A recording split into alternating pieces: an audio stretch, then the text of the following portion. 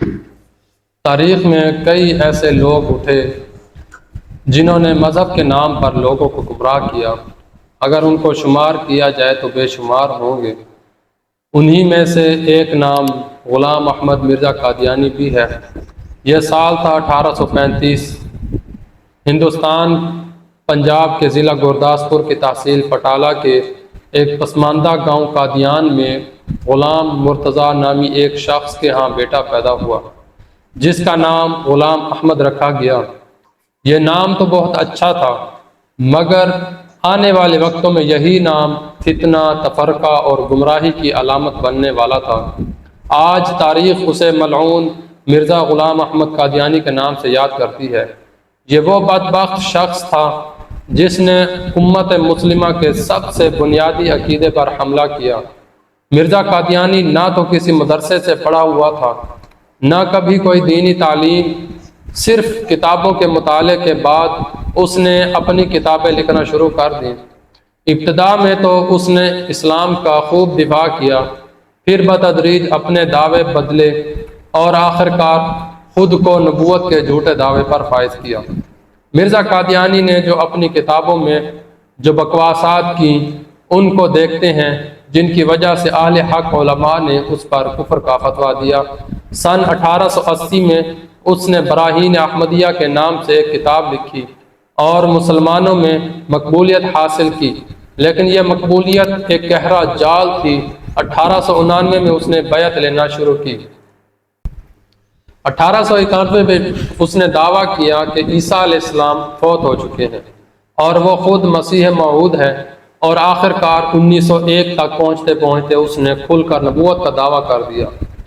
جو شخص خود کو ایک عام مسلمان کہتا تھا، وہ رفتہ رفتہ رسول بن بیٹھا۔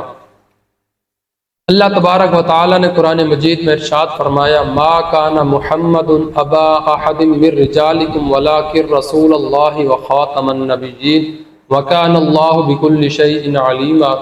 اسلام کا سب سے مضبوط اور متفقہ عقیدہ ہے کہ حضرت محمد مصطفیٰ صلی اللہ تعالی علیہ وآلہ وسلم اللہ کے آخری نبی ہیں اور ان کے بعد کوئی نیا نبی نہیں آ سکتا۔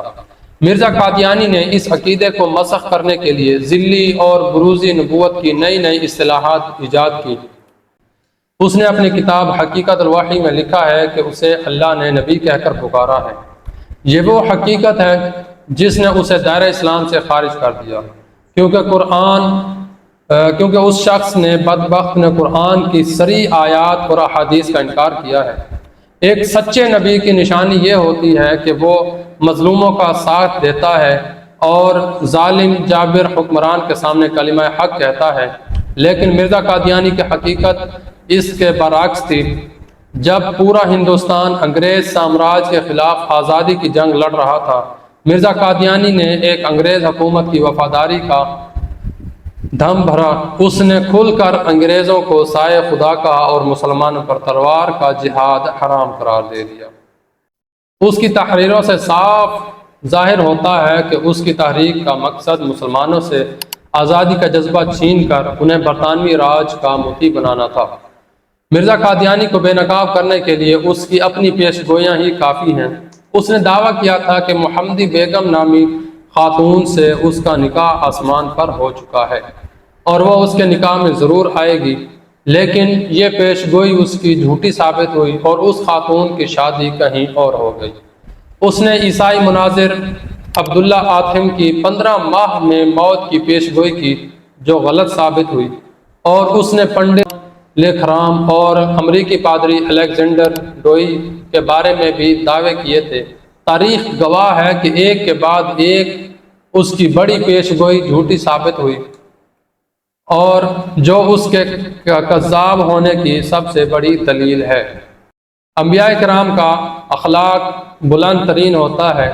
وہ اپنے دشمنوں کو بھی دعائیں دیتے تھے، لیکن مرزا قادیانی کی تحریریں اخلاقیات کے جنازے پر مبنی ہیں۔ اس نے اپنے مخالفین خصوصاً علماء اسلام کو ذریۃ البغایا، بدکار عورتوں کی اولاد کہا، انہیں سور کتے جیسے الفاظ سے یاد کیا۔ کیا ایک سچا نبی یا مصلح اتنی غلیظ زبان استعمال کر سکتا ہے؟